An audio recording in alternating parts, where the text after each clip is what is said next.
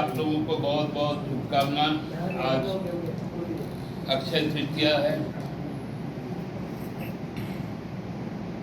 आपका स्वास्थ्य, आपका समृद्धि, आपकी शांति और आपकी प्रगति अक्षय हो, यही हमारे तरफ से और हमारे प्रिय पार्टी झारखंड मुक्ति मोर्चा के तरफ से आप लोगों को अपनी मंगल कामना व्यक्त करता हूँ। साथियों, हम जिस देश में रहते हैं वो देश आस्थाओं का, मान्यताओं का, परंपराओं का, विरासत का एक समृद्ध संग्रह है।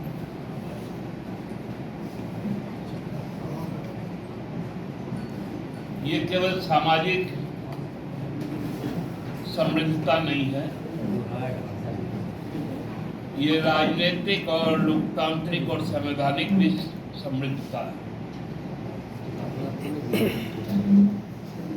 मैं आज इस बात को इसलिए कह रहा हूं क्योंकि कल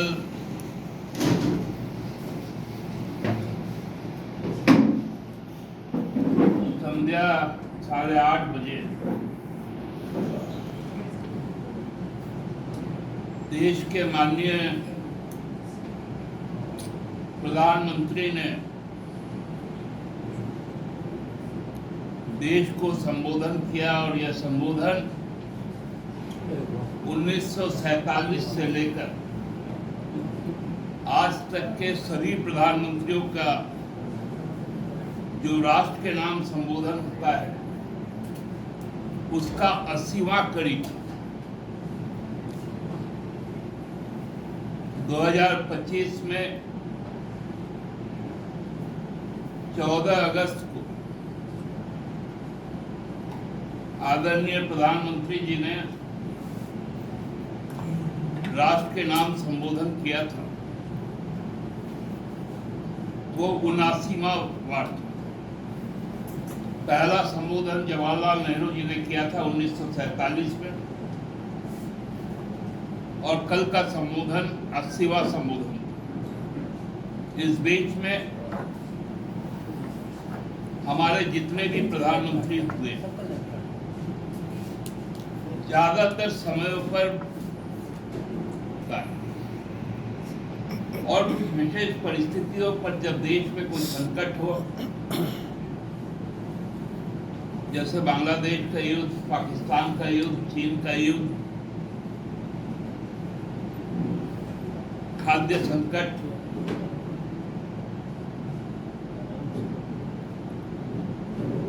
कोरोना का विपत्ति काल, उस वक्त में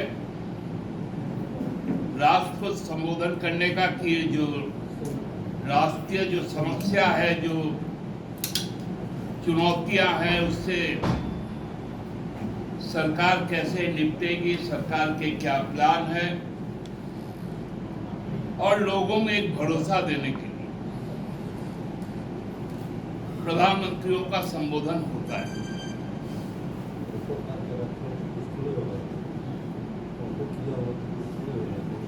प्रधानमंत्रियों का संबोधन लगभग 20 से 25 मिनटों का एवरेज होता है, लेकिन आदरणीय मोदी जी ने भी उसको तोड़ा। 103 मिनट का भी उनका संबोधन रहा। ये मैं एक भूमिका के तौर पे आप लोगों को बता दूं, लेकिन कल का संबोधन भी 29 मिनट का था। और पहली बार देश ने प्रधानमंत्री को 4 तिरंगे के सामने खड़ा होकर देश के सबसे पुराने राजनीतिक दल के साथ साथ राष्ट्र राष्ट्रीय राजनीतिक दल के साथ साथ देश के समाजवादी विचारधारा के साथ साथ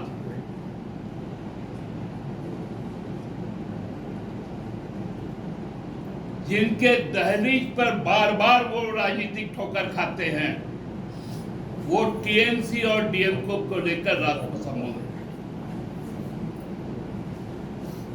जघन्य और लज्जास्कर उनका यह राजनीतिक वक्तव्य है। राष्ट्र पताका के सामने वो देश के प्रधानमंत्री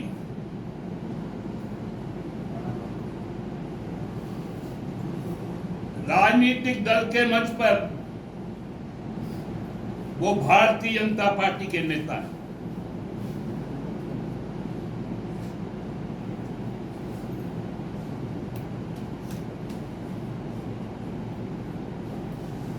जिस प्रकार से उन्होंने संविधान पर आघात किया था, यही आघात वो डिलिमिटेशन करके यहां के चुनाव की प्रक्रिया और भारत के संविधान को तार-तार कर देने का कर रहे थे।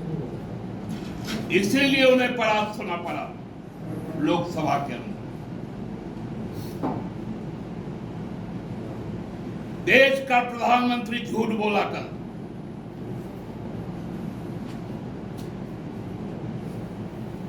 कि विपक्ष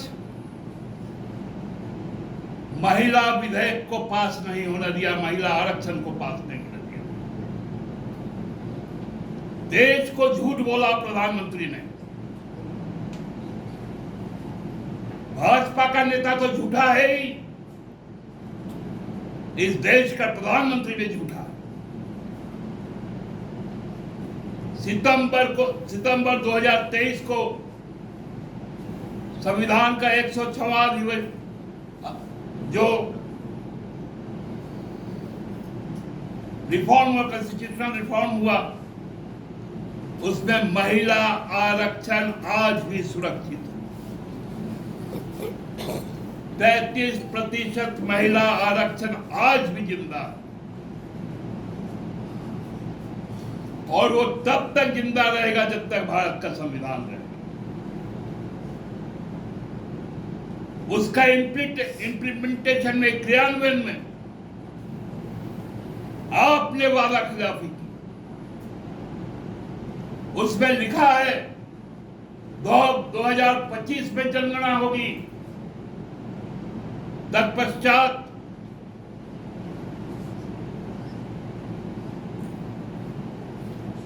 डिलिमिटेशन होगा और 29 से वो लागू होगा। आप अपराधी हैं, आपने महिलाओं का अपमान किया है, आपने 2025 और 26 का वादा नहीं निभाया।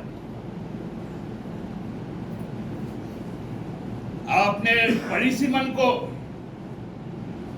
घूंघट पहनाकर महिला आरक्षण बना दिया।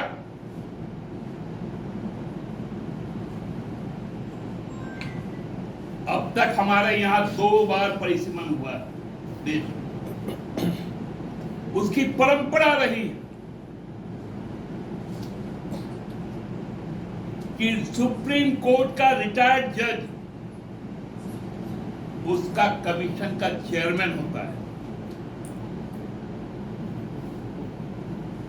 उसमें 50 मेंबर रहते हैं, जिसमें आधे मेंबर सामाजिक क्षेत्र के विशेषज्ञ होते हैं और आधे मेंबर न्यायिक क्षेत्र के विशेषज्ञ। आपने क्या लाया था उसमें कि 3 सदस्यीय होगा, जिसमें हाई कोर्ट का रिटायर्ड जज अध्यक्ष होगा, मतलब कोई गुजरात का रिटायर्ड जज। एक मुख्य चुनाव आयुक्त द्वारा नियुक्त चुनाव आयुक्त जो आपका तोता है और किसी एक राज्य का मुख्य चुनाव पदाधिकारी, मतलब अंडमान निकोबार का भी यदि मुख्य चुनाव पदाधिकारी है, उसको राजस्थान का, केरला का, मेघालय का डेमोग्राफी और टोपोलॉजी माना। क्या खेल खेलने गए थे मोदी जी? पकड़ा गए तो देश के झंडों को भी अब सामने ले आए। ठीक ही कहा था राहुल गांधी जी कि आप तो जादूगर है, फंस गए इस बार, काला कपड़ा निकल गया हाथ से।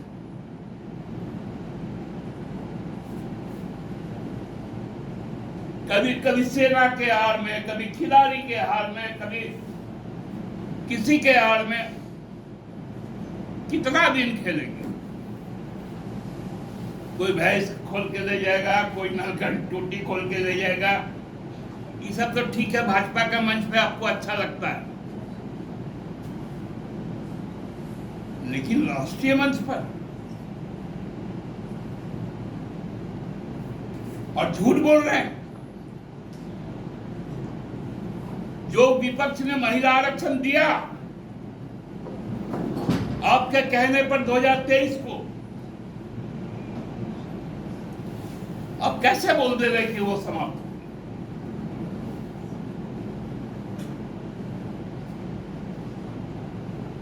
और अभी ढोल पीट रहा है, बाहर बाहर से लोगों को बुलाया जा रहा है ढोल पीट।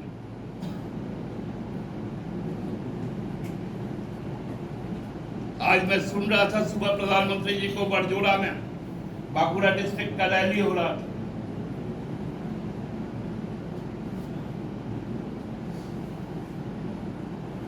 बोल रहे थे हमने संथाल महिला को राष्ट्रपति बनाया।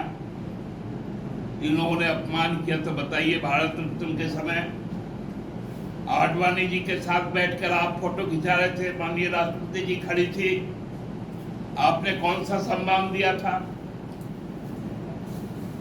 आपने कहा कि बंगाल गई, ममता दीदी नहीं गई, उनका अपमान हुआ। और जब नालंदा गई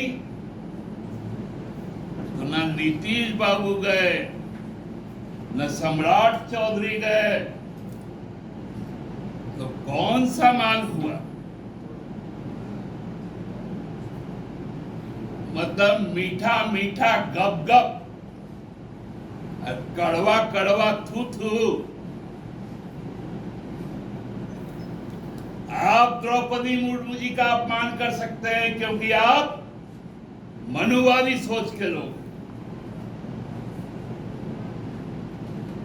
और हमने उनको सर पे यहां पर 6 साल तक बैठा के रखा। आपने तो सीएनटी और एसपीटी एक्ट खाने का काम किया था रघुवर दास के माध्यम से। ये तो द्रौपदी मुर्मू जी थी जिन्होंने उस संविधान, जो सीएनटी एक्ट, एसपीटी एक्ट का जो आपने संशोधन किया था, उसको रिजेक्ट करने का काम किया था और आदिवासी मूलवासी अस्मिता को बचाया था।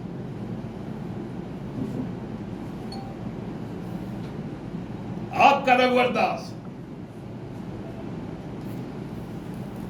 जिसको आपने राज्यपाल भी बनाया था, राष्ट्रीय उपाध्यक्ष भी बनाया था, किस मुंह से बात करते आप? क्योंकि अब तो आप फंस चुके हैं। सेंसस शुरू हो गया है और जातीय जनगणना के साथ होगा, और जब महिला आरक्षण होगा तो 27% ओबीसी भी होगा, एसटी एससी के साथ ओबीसी भी होगा। यही तो डर था आपका कि ओबीसी के नाम पे राजनीति करेंगे, खुद को ओबीसी बोलेंगे।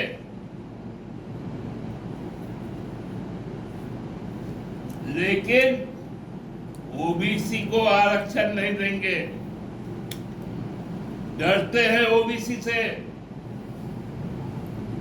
जब 92 में मंडल कमीशन का रिपोर्ट आया, वीपी सिंह ने ओबीसी को आरक्षण दिया, आपने डरकर कमंडल उठा लिया था। कमंडल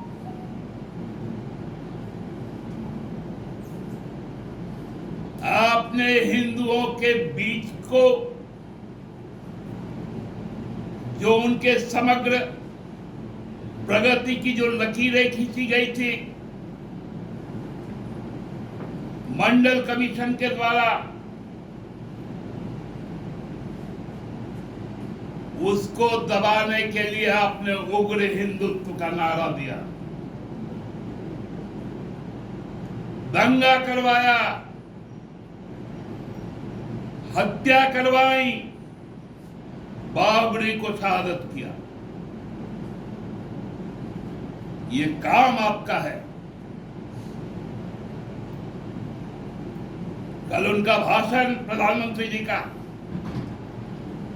देश के लिए शर्मिंदगी का एक दिन था।